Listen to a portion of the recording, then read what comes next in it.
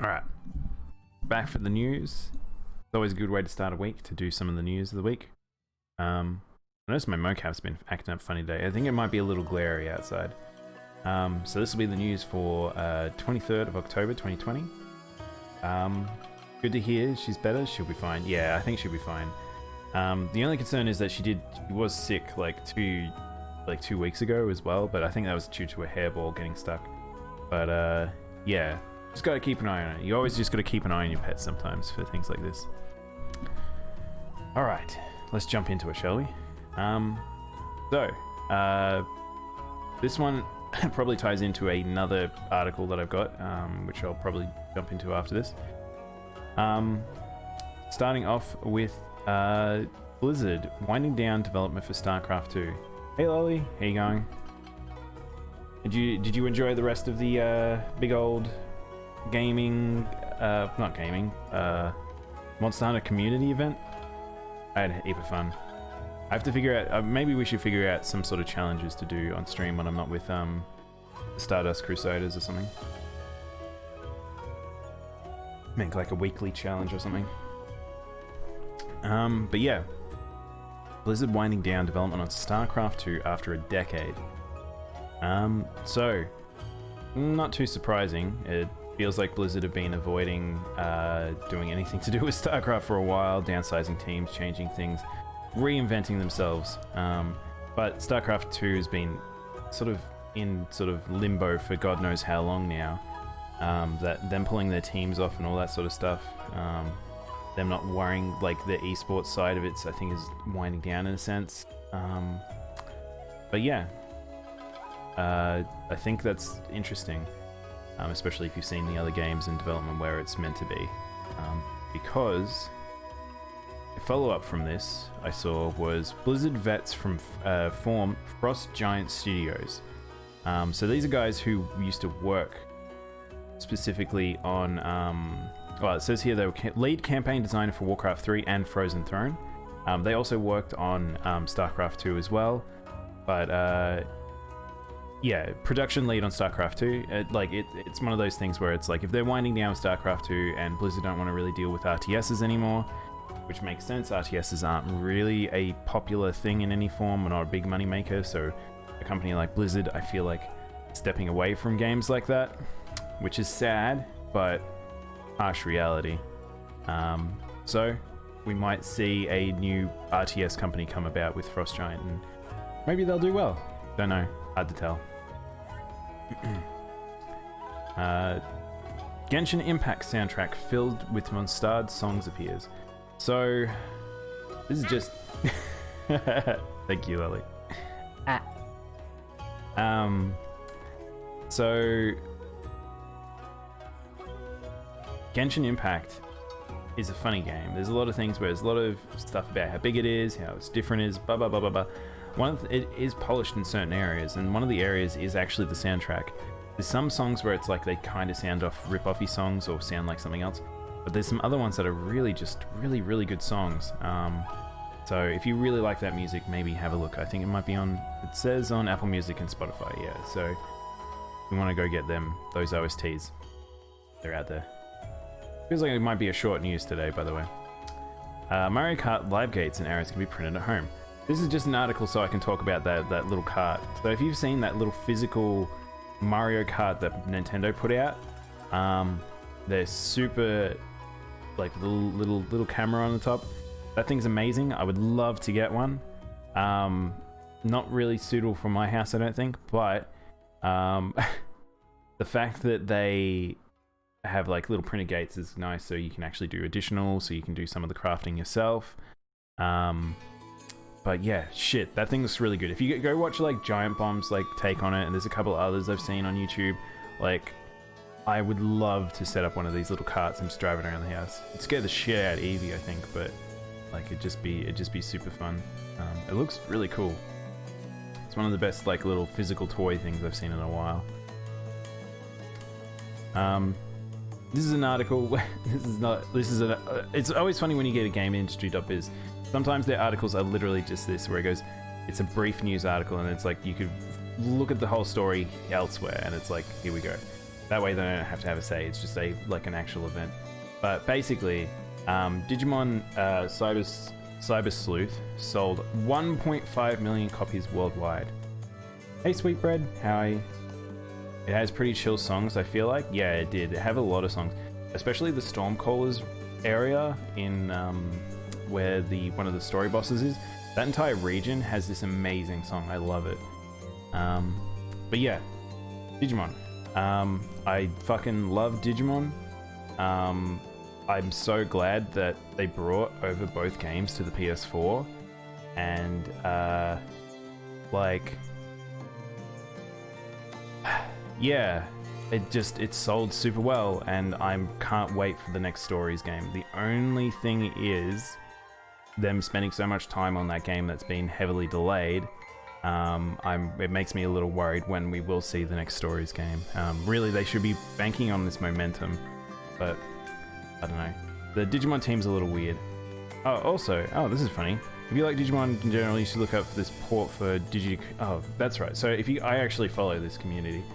Digimon World Redigitized Decode Revival. This is like a group that's trying to translate the second version of Decode, which is pretty fucking cool. You're playing Genshin at the moment? So addictive, Lolly. It's... What level are you? What adventure level are you? Hey, Rosary. What did the Stadia man say? We'll have to find out soon enough. That article's coming up. But yeah, as you can tell, I'm a massive Digimon fan. I should play it on stream someday so you guys know what the fuck I'm talking about, and it's not just... I feel like people know what Pokemon is, but I feel like Digimon's a funny thing where people don't quite know what it is. They know of it. But yeah. Marvel Avengers Next Gen version has been delayed till 2021. This game just is getting destroyed. Like, their development has been a nightmare. This entire thing has just been a pretty big shit show. So, if you don't know, Marvel Avengers, the game that recently came out, was massively delayed. It seemingly went through some sort of development like crisis, and then it came out. People were lukewarm and then critical on it. This game did not impress, yeah. So. Don't know what it's going to be continuing on it from here, but it seems like it's even still having development issues into the next generation, which is insane to say. But it is what it is, I guess, sometimes. I'm surprised that Crystal Dynamics missed the mark so hard on this game. Don't know if it's Marvel's involvement, Disney's involvement. It's really hard to say, but this game's just gone through some sort of real hellscape. But yep. That's what it is. Hopefully they can turn it around. Balan Wonderland opening movie. I haven't actually watched this yet. I'm really looking forward to Balan Wonderland. So this is the game that is made by Yuji Naka, who is the Sonic Adventure and Knights series creator. It looks like it's a bit of both. I wonder how long this is. It's about 2 minutes. Do we want to watch this?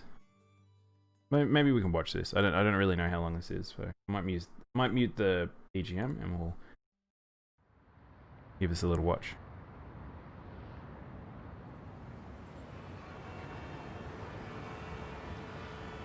It has a real aesthetic going to it. It's very pretty. I'm horny. Hey Brids, you're horny for Balan. I wouldn't have expected that. How you doing today, man?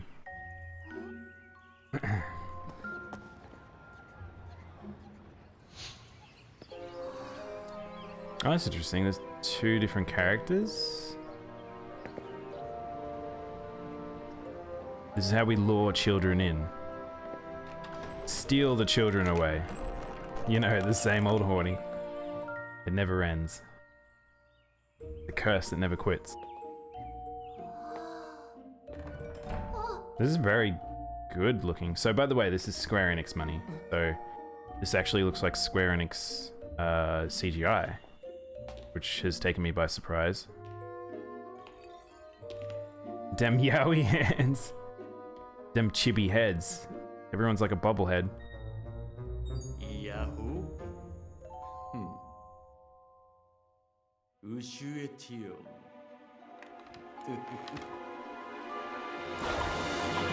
Emo Kuryu. What's up with the subtitles? Way out of time. Hey Al.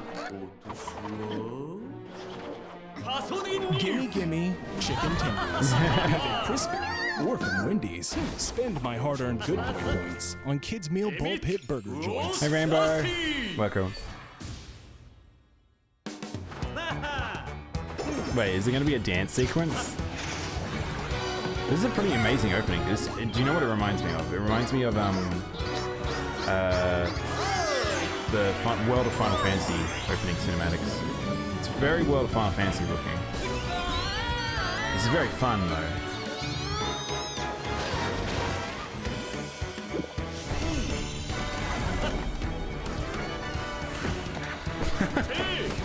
So much going on.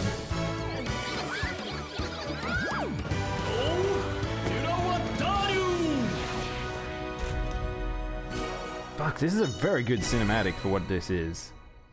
Oh, I'm very excited. I can't wait for that game to come out. But yeah, Balan Wonderland. Really hope that's a good game. It's so hard to tell from the outside in because it's such a them doing their own thing for the first time in a long time. But yeah. Looks fun. Yeah, I definitely agree. Alright, moving on. Grand Blue Versus version 2.11 update. So Grand Blue Versus is the fighting game. This is a very raw written thing here, but Cagliostro came out. I was hoping that Cagliostro would be in the thing here so I could show a trailer of her, but she's a very popular Grand Blue character. She's a very cheeky little devil girl. And looks like people are having a lot of fun with her. Apparently she's very OP. I haven't had hands-on with her, but yeah, if you want to play fight game with cute anime girl, you can do that. Go for it. You guys. Oh god. All right. Cliff Belinsky says he may return to game development slowly and cautiously. And the trigger for this was Fall Guys and Among Us. So if you don't know, Cliff Belinsky is a pretty notable game development, but he's also a man of a big mouth and poor principles, it seems. And yeah. If you don't know, I think the last big thing he had was Lawbreakers. And Cliffy B, I know. But yeah, the fact that he feels like a bit of money chaser. He feels like he's a bit, I don't know. It just feels like he's not quite right. You loved Lawbreakers? For real, Prince? People apparently really hated that game. But his big mouth and horrible business acumen, yeah, I know. The thing is, the worst part about that entire thing is, this is the thing, again, that hurts me the most whenever I talk about video games and business stuff and all this, is the developers that get hurt, where it's like, they get involved, like they get brought in from wherever it might be, there may be new blood, old blood, people that want to try something else, they've taken a step into a different direction, and then getting burned so hard, or being in the AAA and then there's higher ups just mess them up and stuff like this. And people like him, they're very narcissistic people. And yeah, later he will tell us the full story in his upcoming autobiography. I didn't know that, but shit, yeah, like there's a lot of stuff with this dude where it's like just not cool. And looks like he's saying he's gonna come back after the trigger of Fall Guys and Among Us. Like, oh my god. But yeah, whatever. We'll see how that goes. We'll see if he comes back. We'll see if anyone like is okay with him. He will make money and get money basically just because of his name and notoriety alone, though. It was a solid shooter. Is it okay if I eat pumpkin pie and 3 different cakes for dinner? I mean, that's a lot of sugar, Rainbow. So you might have to work it off after that. Cliffy B was like Steve Jobs, was cooked in a vat of Mountain Dew. Is this energy spiked Mountain Dew? We going for the OG stuff. Still can't believe that's a thing now. Mountain Dew is like a energy drink based thing. But yeah, moving on. With a dusting of vodka. Code Red. Near Theatrical Orchestra show scenes with 2B, 9S, Nia and Yona. It's nearly said Yoha. That's pretty cool. So if you guys don't know, these orchestras and these live plays that Yoko Taro gets involved does have story, little bits and pieces. Never listened to the music of Nia. I would love to see a Keiichi Okabe live performance. I think that would, I'd be so excited to see that. Unfortunately, I don't think they really do shows outside of Japan. So I have to go to Japan for that. But yeah, this is cool. Again, if you've never listened to any of this music, it's fucking amazing. We'll just skip into somewhere. See which one they got. So this is the play. Hang on, this is the one I've seen before. I've actually watched this already. Is this just the play part, or has it actually got the music? Yeah. With a dusting of vodka. Code Red. The gamerest of gamer beverages. Energy drink plus vodka. That really is. Code Red hits different with the original Pringles, by the way. What? That piano. Yeah. If you've never listened to the original Nier OST, please go do. It is possibly one of the greatest video game soundtracks that has ever been made. I love it to death. So what's on screen right now? Like, if you want to go watch this full performance, it's out there on I think it's on the Square Enix page. It's basically the music's playing while they're looking at the reports of Popola and Devola. I don't think it actually associates whose actually the reports they are at this point. But if you know what these are in game, it's sort of important. They're very important. Fire story fringes on it. I fucking love Nier. I can't wait for Remake to come back and shove it all in your faces. Everyone will need to play that game. For real. Let's bring back the BGM though. Alright. Next up. Twitch purges videos after thousands of requests from music labels. Yeah, so I was actually out the other day. I was out the entire day. And I get a message in the morning as I was leaving. It was like, hey dude, is your Twitch account okay? I'm like, what's up? And he's like, there's a huge amount of people that are getting like banned and having DCMAs and stuff. I'm like, oh, what the fuck? And like, I was like, oh no, I haven't got any notifications. So I tried to check my account while I was on my phone. Everything seemed fine to me. But apparently a huge amount of mostly partners, at what it appeared, or larger channels were getting hit by DMCAs. And as you know, well, Lolly just asked, is song requests on? I do song requests on a lot of the games I have. And that's always an issue, whether or not I will be hit by that one day, but we'll see. But I might have to be more careful if we're starting to have this situation where Twitch are acting up a bit more. But I'll just keep an eye on it. We'll keep an eye on it. Maybe I'll just get burned at some point. But song requests aren't on right now, Lolly, unfortunately. I will have them off for until I start playing Monster Hunter. And that'll be probably around 2:33.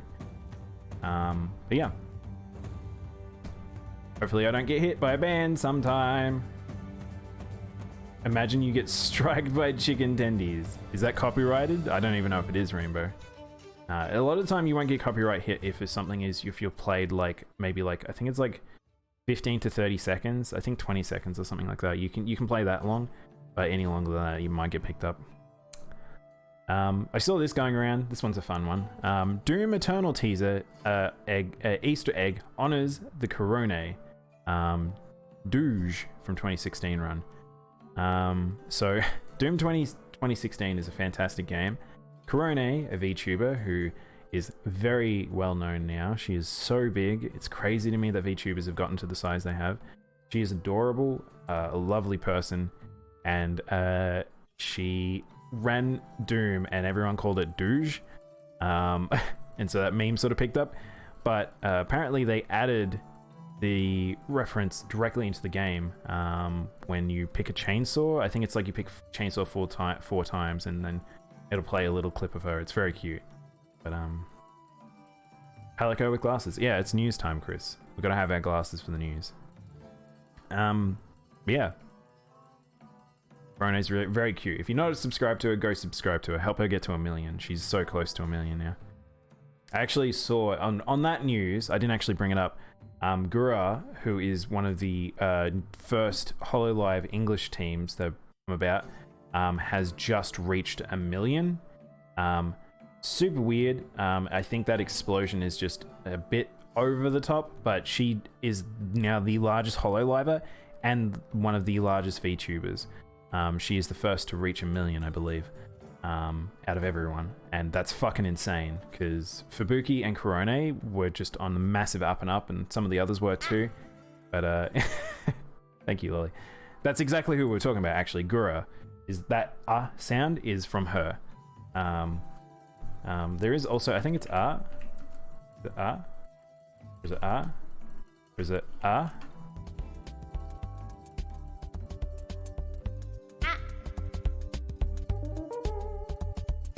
I love that song. But yes, that's Gura. If you haven't seen her, she's a little shark, and she reached 1 million.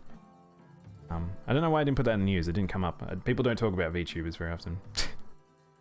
So if you don't know, the reference to that, by the way, is she made a Twitter post and she fucked up, and her first Twitter post, it was just the letter A, and then the start of her stream was her just saying that noise, and now she just lives with it. Alright, back to the news. Dragon Ball Z Kakarot DLC shows the new Horde mode. So, if you haven't heard, Dragon Ball Z Kakarot, which came out, I think it was a year or so ago, did quite well.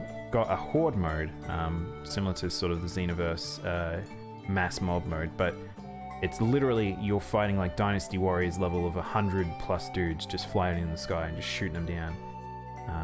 But yeah. Kind of will play this game, I think, one day, but I don't know if it's any good. We'll see. Maybe this is actually a big draw card for me. This sounds actually interesting, but I don't know how it plays. I love how such small things a streamer can do become such a meme so fast. It's crazy, Rainbow. It's some of them you just have no idea how, why.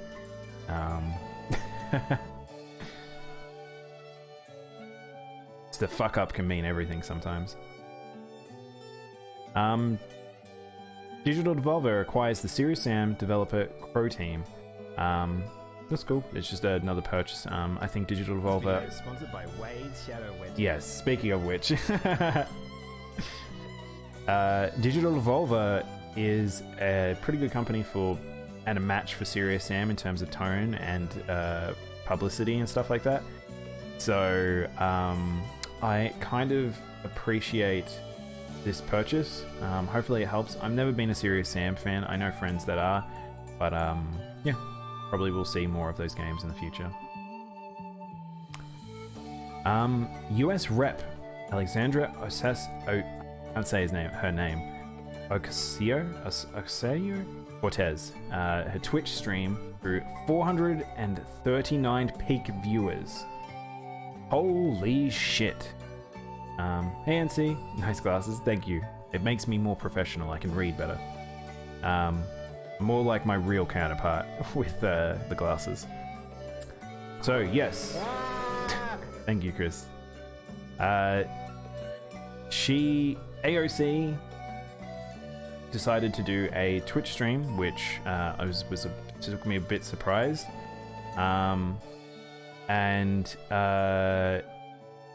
It took me a bit by surprise, and it was to promote people to go vote, get young people to wear a vote and go to just to encourage them. I don't know how effective it was. but it did highlight just how popular she is and how there is a sort of political, social spectrum that is around that stuff. Yeah, holy shit. Really big. So, for those who don't know, she broke into the top 5 ever largest streams. The largest one, I think here, yeah, the current record for the largest concurrent viewers was 600,000 with Ninja during a match with the rapper Drake. So pretty fucking big. I thought this might have been a bit of a shit show in terms of a actual a bit of a shit show in terms of a weird event like this, but it seems like they did quite well. People thought that they came out not being too nerdy, not too weird, not too like awkward. It was just fun. People just enjoyed their time with it. So, holy shit. Yeah, this was the AOC stream with Among Us. Yes, that's right, Rainbow. I didn't watch it. I saw Pork Bun talking about it, and she said it was good. But yeah, crazy. Shows just the clips I've seen were amazing. Really, that's what I've heard. So this just takes me by surprise because I thought it would be just a bit bland. But yeah, no, definitely an interesting turn of event because it had like, okay, so just by the way, it wasn't just her. She did it because it's Among Us, you need a group of people, and she didn't do it randoms. She did it with popular streamers. She got Pokimane, Disguised Toast, why is it Toasty? Dr. Lupo, Hassan Abi, who is another politician, Jacksepticeye, H Bomber Guy, Valkyrie, I don't know who that is. But yeah, and others. I don't know why they didn't just list them all. But yeah, she got along with everyone really well. Corpse. I just can't get over just how successful that was. Who knows, you might see more people doing that sort of thing. But perhaps you need more young people in politics. Do you now know Corpse? Who's Corpse? What's a corpse? I'm confused. Wait, Jacksepticeye? Yeah. His voice makes me heterosexual. I have no idea who you're talking about. Was he a part of this? Is he one of these names that I read out, but it's a different one? I saw a clip from Dr. Lupo and I think one of the other ones in here. I don't know. See, I know of most of these people. The only one I've really watched is Toast, because Toast used to be a Hearthstone streamer. But yeah. Yeah, it's a part of them all. Oh, okay, I see. That makes more sense. But anyway, let's keep going. We're most of this way through the news. Kojima Productions confirms a new project in development. Yeah. This was a rumor that was going around about like for only a few days ago. But then we saw so job applications and stuff started going up for Kojima projects and Kojima Productions, sorry. And yeah, look, they just went up and confirmed it, and yeah, pretty cool. People really liked that game that they put out, which took me by surprise. I know Kojima is a god amongst gaming, but yeah, Death Stranding seemed like a bit of a weird game, and I don't know if I wanted to play it, which I still haven't, but maybe one day we will. However, I'm fairly sure people will be very excited for a new game from him. Next up, EA with class action lawsuit in Canada over loot box usage. Yeah, I'm always down for whenever loot boxes get shut down. I think there's a lot of gambling that's come about in the modern gaming spectrum in the past 5 years or so. That's just very toxic. And yeah, I mean, they're targeting here. I like the ones that they're hitting here. Selling loot boxes in franchises like Madden, FIFA, NHL, NBA, Best Life, Mass Effect, Battlefield. Yeah, they're just like hitting a lot of people. And I'm kind of okay with that. good for Canada. EA deserves it. I think they should take on the big dogs.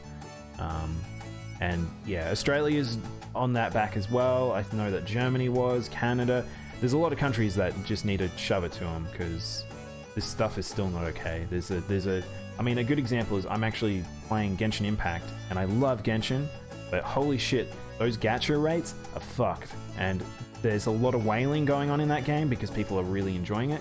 But there's a difference between enjoying a game where you spend, like, say, a couple $100 over a course of a couple of years to people that are spending thousands of dollars on the first couple of days of release. When I hear a lawsuit, I think someone's going to get sued.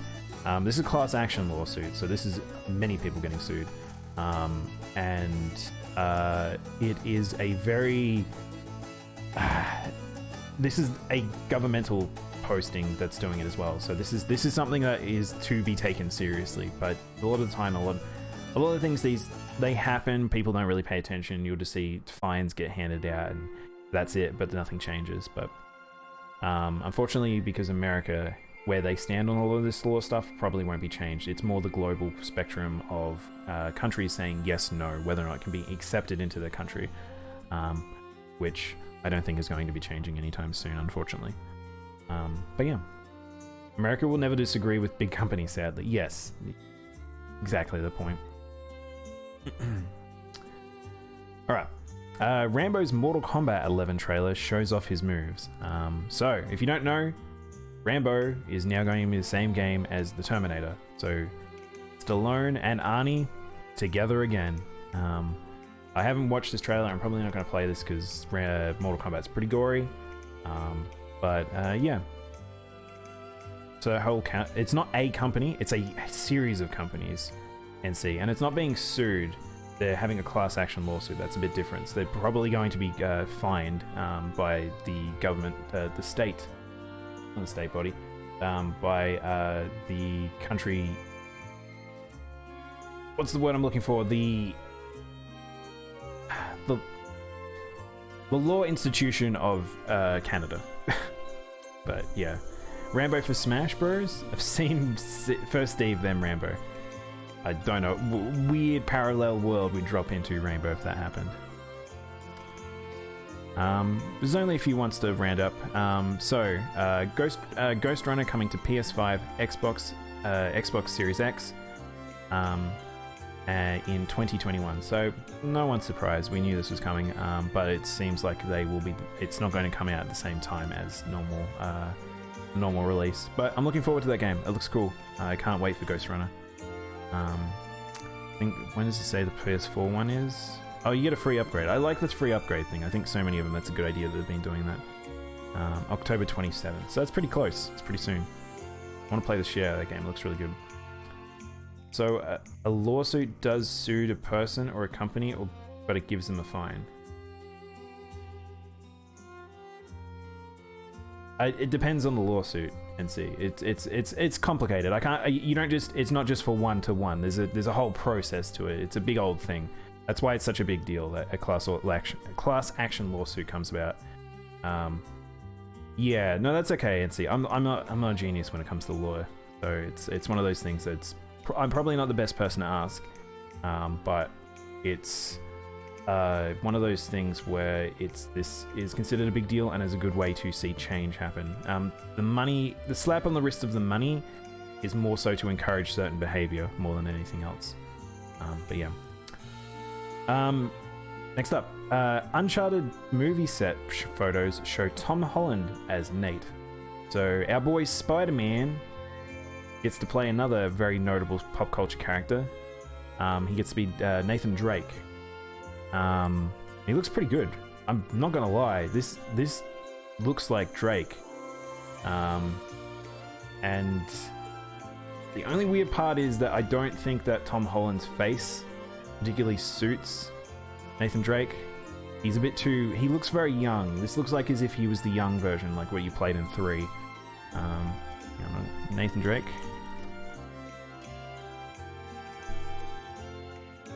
So just a comparison, if you don't know what he looks like. This is what I mean. So he's sort of a very gruff looking man. I feel like he's got like a very, very solid face. Whereas I don't think Tom Holland really pulls it off. Also, Tom Holland is British, so I don't know if he's going to be putting on an accent again. Really unsure. But yeah, Nolan North was pretty excited by this. Nolan being the voice actor who played Nathan. Yeah, pretty cool. Actually looks alright. Hopefully the movie's good. I mean, I was talking to friends about it, and I feel like Uncharted, of all things, is probably one of the best things to transition into a movie, because it's very inspired by things like Indiana Jones and stuff like that. So a lot of adventure-y sort of movie feels, and how each of the scenes from the game, and it's very forward, like it's very just linear. So yeah.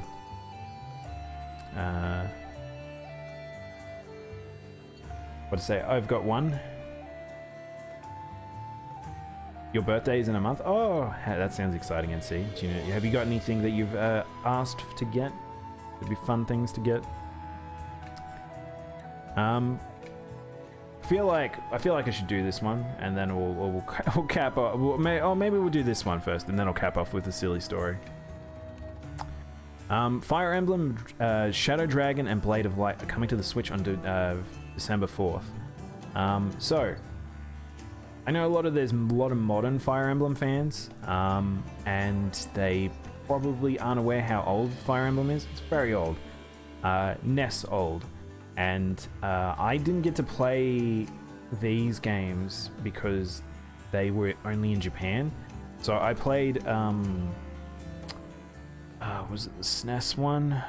I can't remember. I remember playing a fan translation of one of them that never came over, but these ones never did.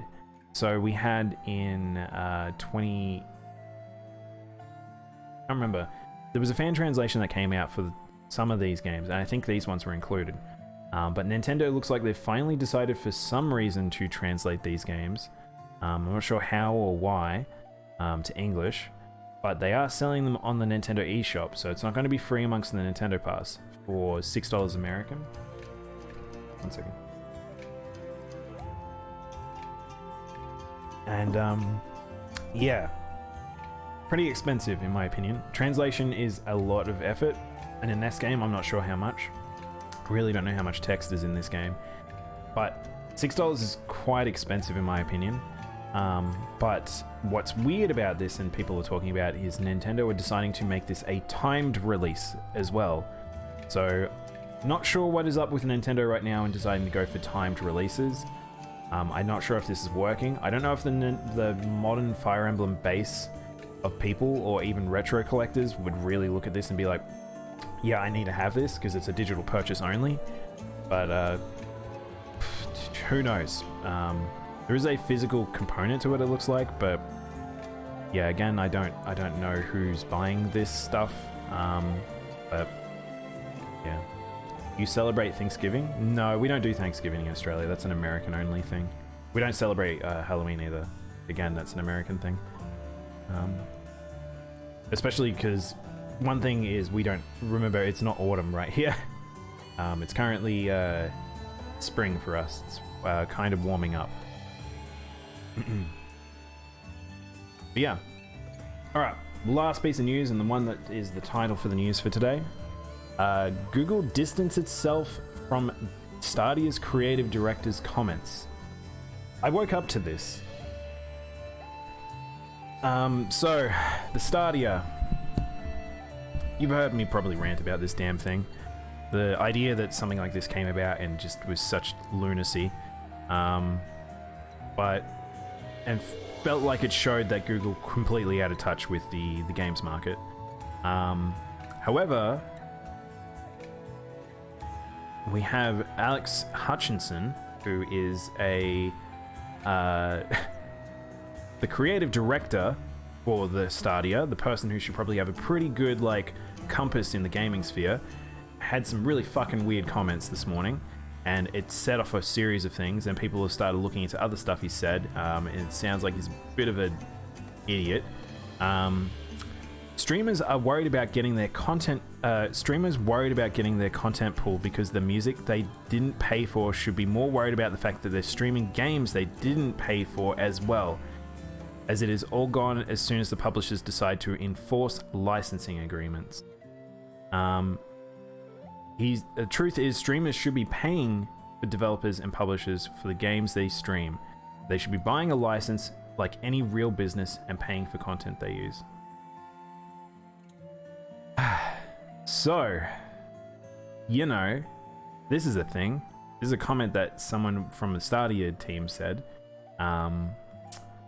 which triggered a whole heap of things. My stance on this is, that's a pretty fucking dumb comment to make.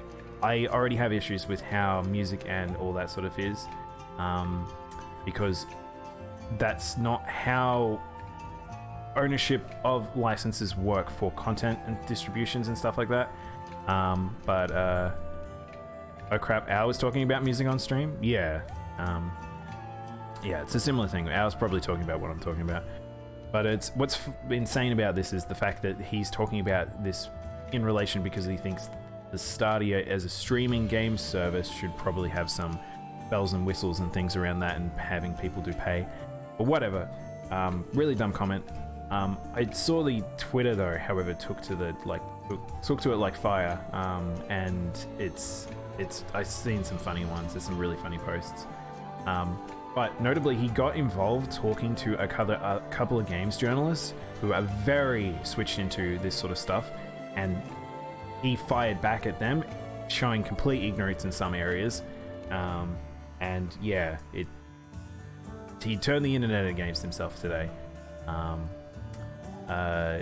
Apparently, so it was funny because there's a post here. This is probably my favorite one. I hadn't seen this. I don't know who this person is, but Alex Hutchinson, then someone called Dan TDM, so team something, I imagine.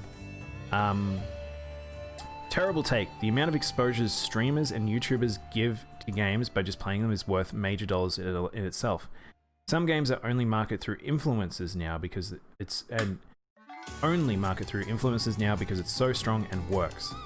You're also the creative director of Stadia, and Stadia literally paid me and many others to promote their product. Like, there's these comments that are going around. It's just, oh my god. It was just so funny to read some of this stuff this morning. But yeah, excellent point. Like, if you have an issue with these people and stuff like that, like, you're paying people to promote it when you think they should be paying to be able to promote it for other people. Like, I don't know. Is this related to the song requests on Twitch? No, this is related to games. Actually, it's purely games at this point.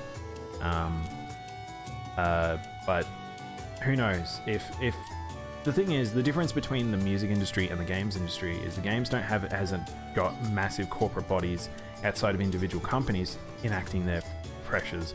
So like how Nintendo did with Google and YouTube and Twitch. I believe that Sega's done a bit of it with like Persona and stuff like that. But really, they haven't forced their hand too much.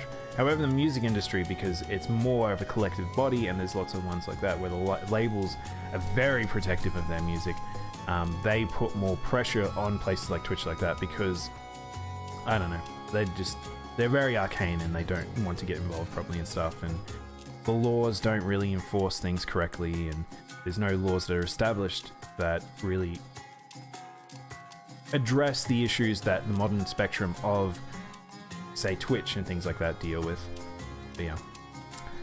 But yeah, after all that sort of stuff, the big old Twitter burn down that I saw happening around this stuff, there was Google put out an official statement in a tweet that basically says that they do not they do not share the same personal beliefs and opinions that the creative director has, which is the ultimate, like, look, he said something dumb shit, and we're not going to stand by him on it, which is really funny. Yeah. At the time of this publishing, Stadia has been trending in number 2 in US Australia for a few hours, showing how provocative and controversial his statements are. Yeah.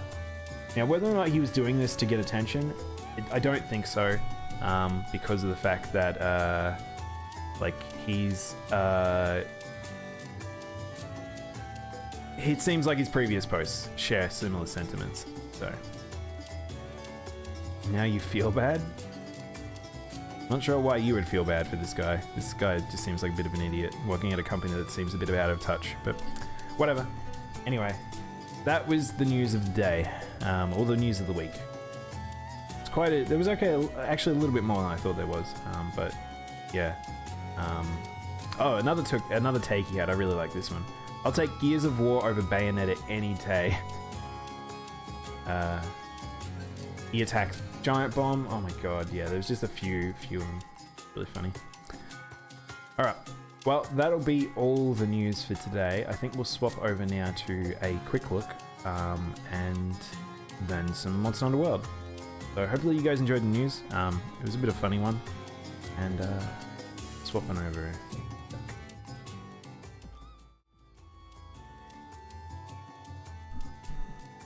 Alright,